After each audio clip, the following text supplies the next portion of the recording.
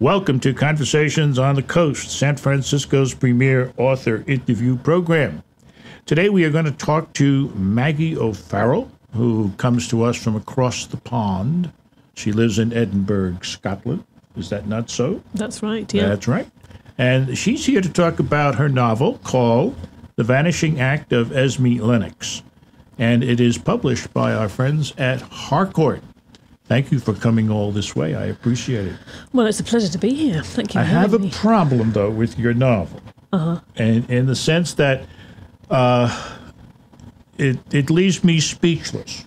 Not in the sense that I can't talk, obviously, or that I don't have anything to say. I always think I do.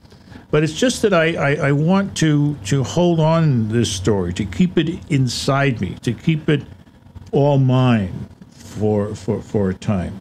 And I've not had that reaction in a long time.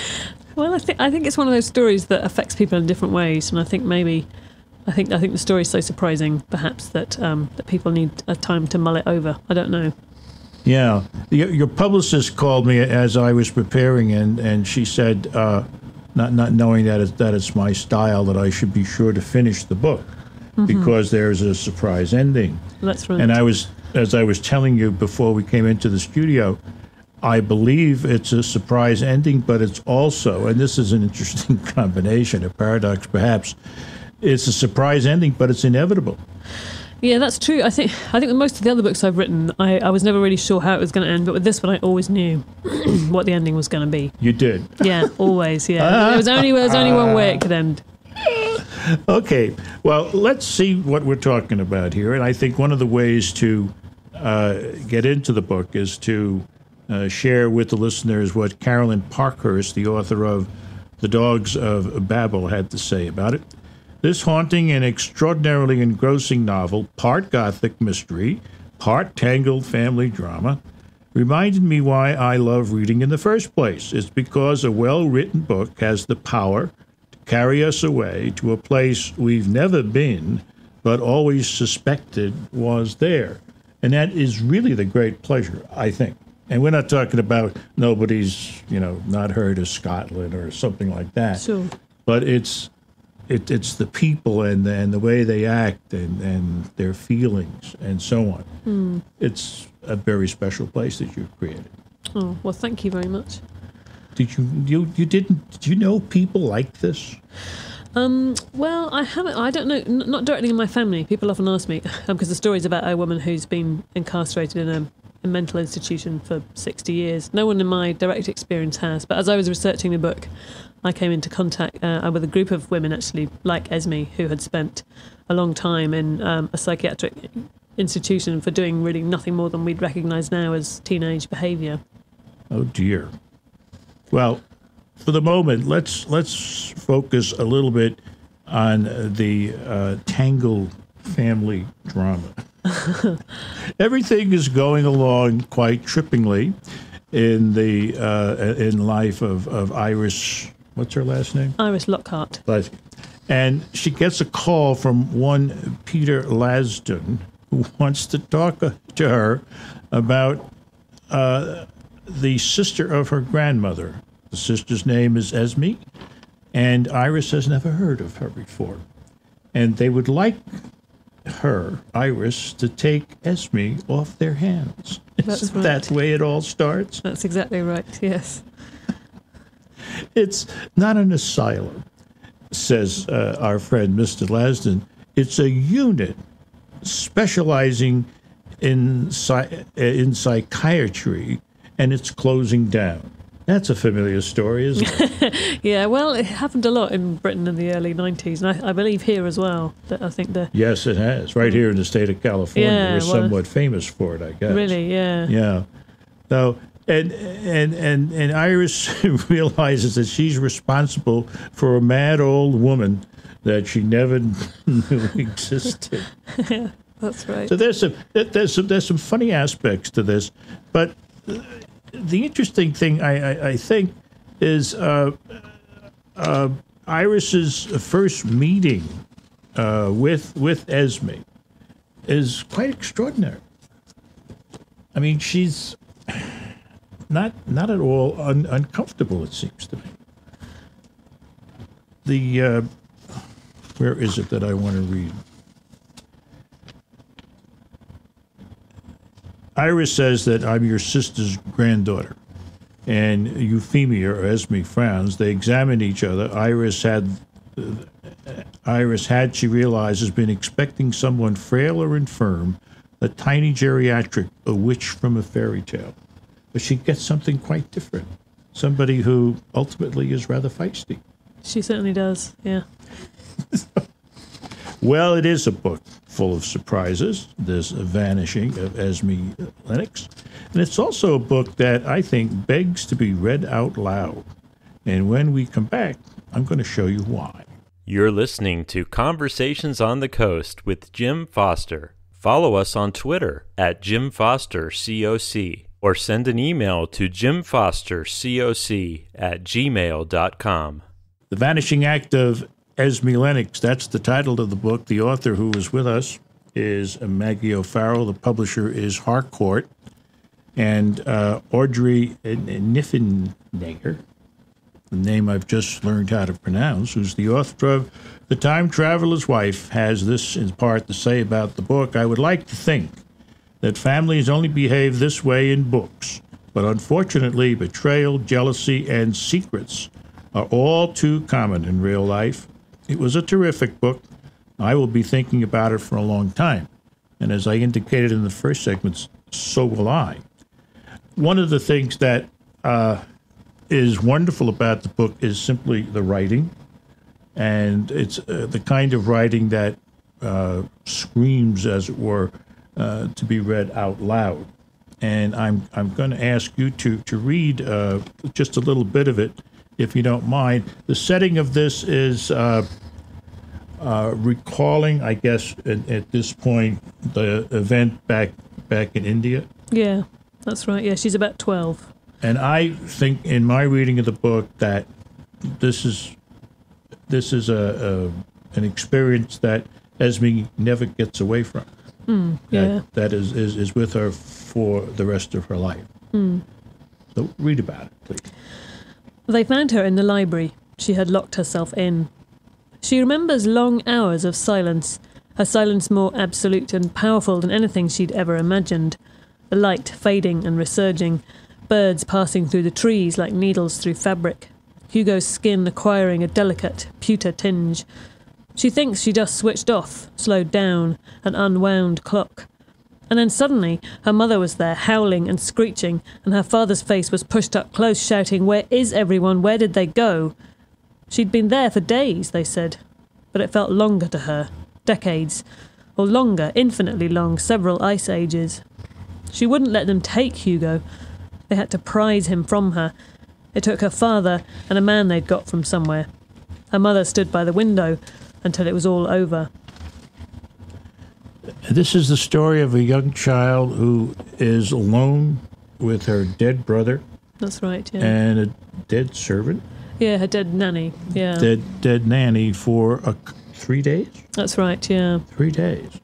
This is Esme. This is one of the first things she'll ever remember, I guess. She would be, what, about 8, 9 when this happened? She's about 12, 11 or 12 in that 12, passage. Yeah. So, in a sense, this experience is domineering throughout her life, and yet it's an experience that she is ordered by her father and mother not to talk about.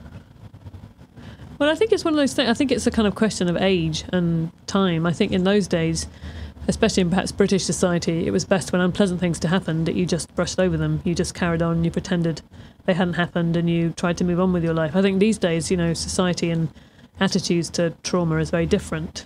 But I think in the sort of 1920s, that was the way you did it. It was a stiff upper lip, and you carried on. And you didn't let anybody know that anything so horrible happened to one of your children.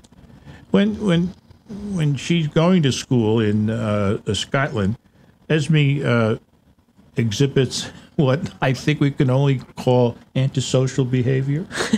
Do you think? I think.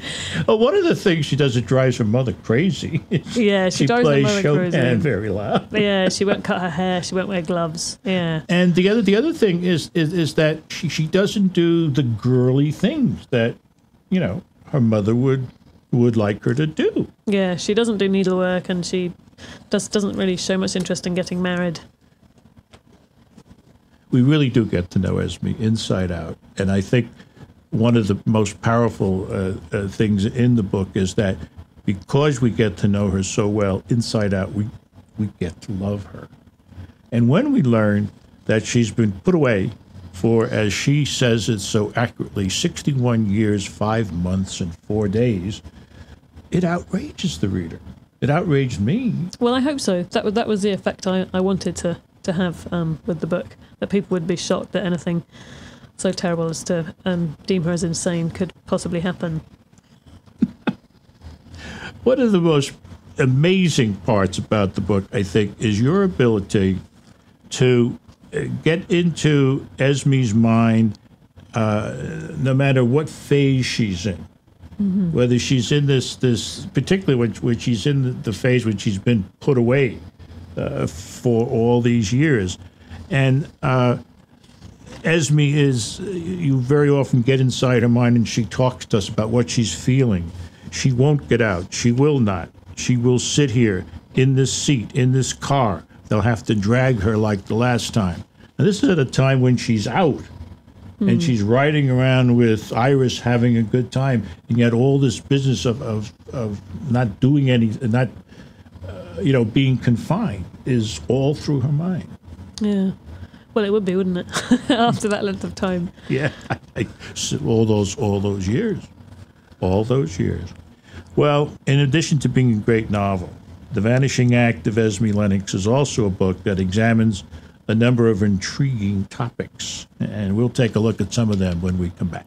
You're listening to Conversations on the Coast with Jim Foster. Follow us on Twitter at JimFosterCoc, or send an email to jimfostercoc@gmail.com. This is Jim Foster. It is Conversations on the Coast, The Vanishing Act of Esme Lennox. That's the book. Maggie O'Farrell is the guest. Harcourt is the publisher. Publishers Weekly said in part, OFarrell delivers. I hate it when they say O'Farrell. When they Maggie O'Farrell delivers an intricate, eloquent novel of family malice, longings, and betrayal. She maintains a high level of tension throughout, and the conclusion, which we're not giving away, is devastating. I don't care what the producer says, we're not giving the conclusion away. Buy the book. One of the things that you do in this book is you tell us where the title came from in a wonderful way. And Esme sees what might be. She shuts her mouth, closes her throat, folds her hands over each other, and she does the thing she has perfected, her specialty, to absent yourself, to make yourself vanish. Ladies and gentlemen, behold, it is most important to keep yourself very still. Even breathing can remind them that you're there, so only very short, very shallow breaths, just enough to stay alive and no more. Then you must think yourself long. This is the tricky bit. Think yourself stretched and thin, beaten to transparency. Concentrate, really concentrate. You need to attain a state so that your being, the bit of you that makes you what you are, that makes you stand out three-dimensional in a room, can flow out from the top of your head until, ladies and gentlemen, until it comes to pass that you vanished. You vanished. And that is one of Esme's, if you will, defense mechanisms. Yeah, I think it's the way she's learnt to survive in her institution for that long. Yeah, when you get to know what's going on in that institution, that was a damn good trick to learn. Yeah, that's certainly true. One of the great saving forces, I think, in Esme's life is Iris. Tell us about Iris. Well, Iris is a woman living in contemporary Edinburgh, a young woman who, as you say, gets a phone call out of the blue saying she has this great aunt that she's never heard of. And Iris is naturally quite intrigued, so she goes to find Esme. And actually, she takes her to her next place after the psychiatric hospital, but is so horrified by the accommodation that Esme's expected to live in, that she actually takes Esme into her own home. And I think in a way that Iris and Esme are kind of genetic echoes of each other. They're kind of the same woman, but living in different times and different families. I like that. Yeah. That gives the clue as to why Iris continues. Yeah, You know I think what I mean? Iris, she kind of sees herself in Esme in a way. So that's why she wants to save her. Wow. Well, some of the issues that are behind this story, I suppose is the way to put that, is why women in the past have been institutionalized for the kinds of things that Esme was institutionalized for. Is that past now, I hope? Well, I think so, as far as I know. I mean, certainly, I think in the sort of first half of the 20th century, women were put away for things like, as Esme is, for trying on their mother's clothes and refusing to cut their hair, planning to elope or wanting to marry or not wanting to marry, or, all these things were written on admissions records. I think it was very easy for a man to admit his daughter or his wife to one of these institutions. All he needed was just a signature from a GP. So it was a kind of convenient way to get rid of a daughter who was disobedient or a wife he'd perhaps fallen out of love with. Yeah, or, that's the nasty part of that story, is that she essentially is put away because her father objects to what she did. Yeah, I mean, her parents find her Pure and simple, and then the Yeah. authorities back up the parent. Just Absolutely, like that. yeah. The parents say she's mad, and the authorities will just take her. The other thing is that the novel gets into, or it's the background, it's the context, is, I suppose, sibling rivalry, or let's say the rivalry between Kitty and Esme. Yeah. And I